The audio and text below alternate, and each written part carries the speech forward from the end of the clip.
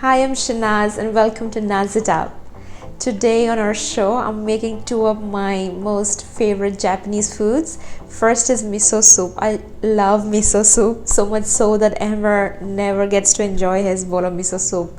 Whenever we are out eating at a restaurant, I just gulp it down. Second, I'm making chicken katsu, which will go perfectly well with the miso soup. Hopefully you and I together are going to ace this katsu recipe. Katsu simply in Japanese means meat cutlet, and I'll be serving the chicken katsu with some delicious, gorgeous looking katsu sauce. So let's get started. First, I'm preparing the miso soup. If you're cooking miso soup at home, you will need two very important things. First is the golden water dashi, and the second thing is miso paste. Rest of the items such as tofu, veggies, completely depends on your choice what kind of veggies and tofu you want to add.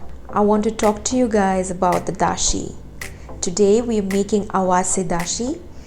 Dashi is the broth that forms the base of miso soup, and awase in Japanese means to combine two things. Today we are combining kombu and bonito flakes. If you're new to making miso soup, then I would like to highlight that kombu is a kelp and is different from nori or laver, which is usually used to garnish food or wrap sushi or just eat it as a snack. All of these different seaweeds and kelp are very easy to find in any Asian grocery stores. I'll talk about bonito flakes in some time. First thing you need to do to make miso soup is soak the kombu overnight. Use a damp cloth to clean the kombu. You will notice white marks over the kombu. Please do not wash off or remove these spots. These are called mannitol and umami substance. I have soaked the kelp overnight so that I can cook for you all today. I'm going to heat the water and let it simmer while the kombu or the kelp is still soaking in the water. As soon as the water starts to boil, please make sure to take out the kelp and set it aside. This will ensure the kombu or the kelp doesn't overtly get slimy and bitter. This kombu is rich in antioxidants, which makes the miso soup extremely healthy. Next, while the water is boiling, I'm adding the bonito flakes. Switch off the flame within a minute and let the flakes cool down and settle at the bottom of the pan for at least 10 minutes. Bonito flakes are dried in smoked flakes of a very special kind of tuna called the skipjack tuna. The strong, savory taste of miso soup comes from bonito flakes. If you want to keep the dashi vegetarian, please use shiitake mushroom instead of bonito flakes. So bonito flakes or shiitake mushroom do to your miso soup what fish sauce does to your Thai food. These are just umami bombs. Once the bonito flakes release all their goodness in the dashi, using a paper towel, strain the broth.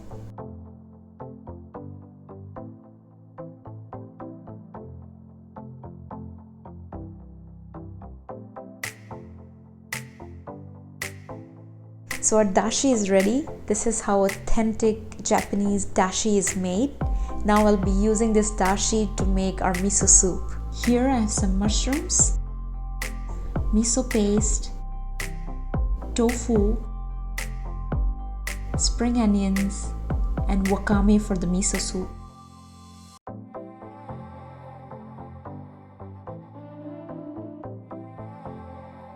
The miso paste should not be cooked in high heat, so I'm adding the mushrooms first. Will hardly take 5 minutes to cook. Flame is on low heat and I'm adding the miso paste. Miso paste is a fermented soybean paste. There are different types of miso pastes. Some very basic are white miso, red miso, awase miso, which is a mixture of white and red. I'm a big advocate of using miso paste daily in my foods. It's a superfood once you guys realize how beneficial it is for your gut and it's rich in nutrients. I'm sure you guys will use it too. For my miso soup, I'm using a mixture of two pastes. As usual, exact measurement will be provided in the description box. Just make sure to level the miso paste before you put the lid back. Doing this will ensure your miso paste has a longer life. Now using a strainer or a ladle, mix the miso paste into the dashi. My dashi is on the stove, but the flame is on absolute low. Miso is a fermented paste, meaning there is a lot of active good bacteria and we do not want to cook it in high heat. As soon as the miso mixes well, please completely turn down the flame. Next, I'm preparing the tofu, spring onions, and wakame for the miso soup. These three things are staple for all miso soups. I have of course added some mushrooms in addition to these three. These are soft tofu which is served with miso soup at all restaurants. I'm cutting the tofu into tiny cubes, followed by the spring onions, and finally chopping the spring onions.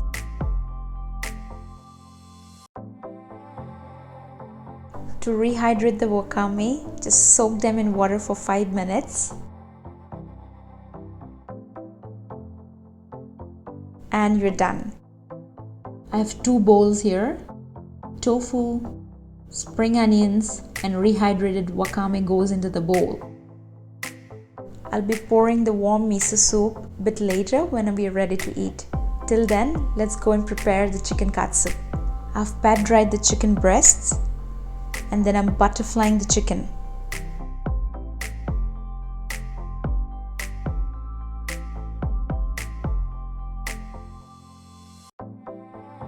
I'm using a rolling pin to pound the chicken pieces so that the meat is even, which will ensure it's cooked evenly. Next, I'm seasoning the chicken breasts with salt, pepper, and garlic powder. Next, I prepared 3 plates. The first has plain flour. Next has a beaten egg. And the third has Japanese panko breadcrumbs. Panko is a different type of breadcrumbs compared to the regular ones. It has more volume and is airier. Please do not substitute panko with regular breadcrumbs because this will not result in Japanese style katsu. Rather, it will be more like chicken schnitzel. First, I'm dusting the chicken with flour.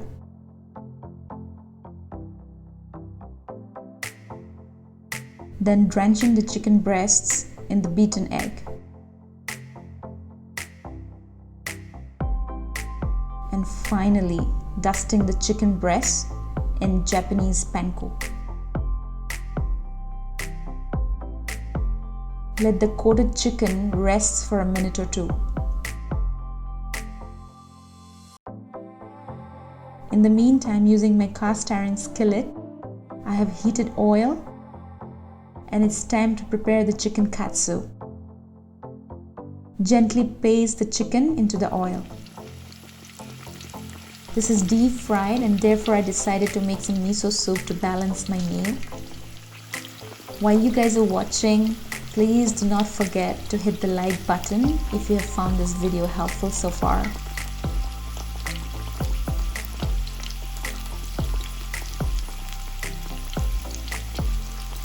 After a couple of minutes, it's time to flip. Gosh, look at the beautiful color. Flip and then allow the other side to develop similar color. If you are new to our channel, please do not forget to subscribe and do leave a comment below. Emma and I are working really hard to bring quality videos to you all, and subscribing to our channel will really help us reach out to a wider audience. So please do subscribe and do leave a comment below.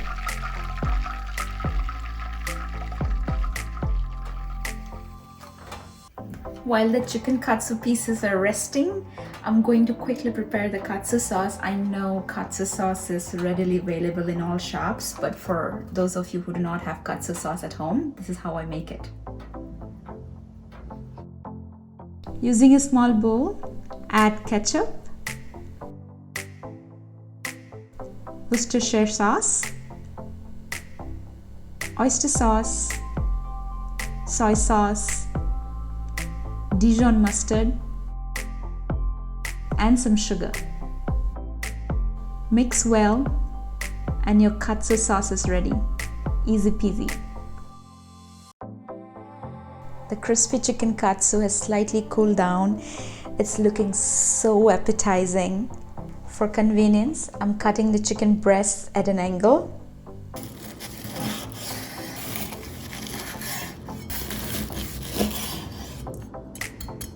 You hear the sound, guys?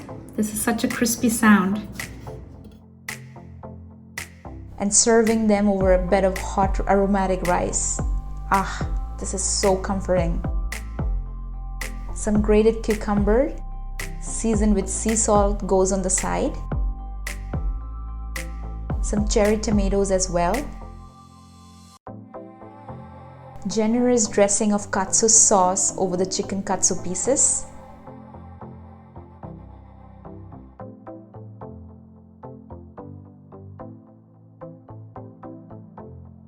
Gosh, this smells amazing. Some chopped spring onions and some nigella seeds.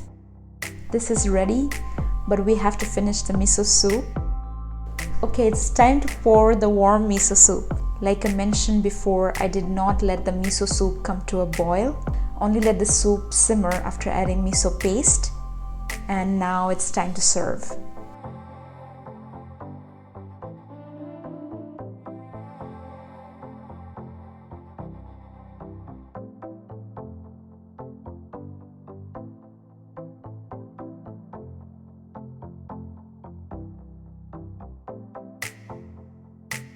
And here I have some crispy chicken katsu served with some warm miso soup.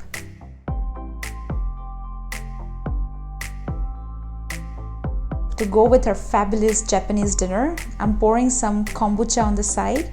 It's a fermented light brewed tea. We generally prefer GT's, which is quick and easy to buy from this grocery store. Since Emma and I consume kombucha so much, I'm wondering if I should just make it at home. Maybe in one of our future episodes, I'm going to brew this for you guys and share the recipe. Let me know in the comments below if you want me to do so. Shall we? Yes. Oh God. Ooh. So comforting. And I don't use this. And have some of these mushrooms. Enoki mushrooms. This is ultimate comfort food.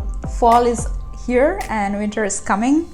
This is the best kind of soup you can make from the comforts of your kitchen. I hope you guys try this recipe and please let me know how it went for you all.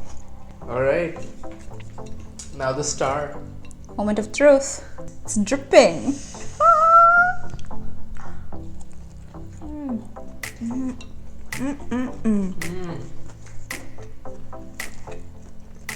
What crunch. Crispy from the outside, soft and juicy from inside. That's just perfect. Katsu sauce really pairs well with the chicken and rice. This is just so perfectly done.